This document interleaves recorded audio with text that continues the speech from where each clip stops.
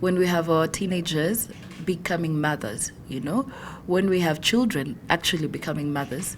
So first is the whole issue of, and most of the time, they also even have to hide it because of the shame, and they want to continue to be in school.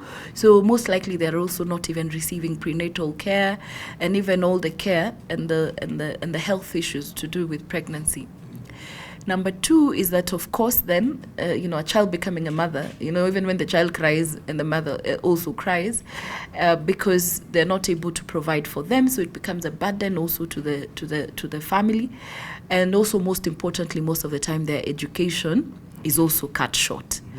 And so this is something that I think all of us, the leaders, the policymakers, the society also, and the community around these children have to take a responsibility to make sure that we mentor these children in the right way, to make sure, growing up, I was a child of the community, I could be corrected by my aunties, I could be guided and advised by my neighbor and everything. But we've become very individualistic and capitalist, and, so it's just no one is really taking care of these children in terms of advice and mentorship.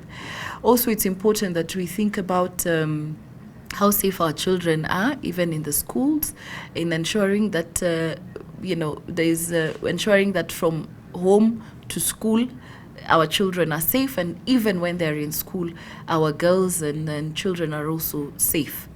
And so this is a matter that in my constituency, it's an issue I always talk about in my schools when I'm talking to my girls and even to the parents. And so everybody has a role to play so that we don't blame and point fingers or one quarter not taking their responsibility.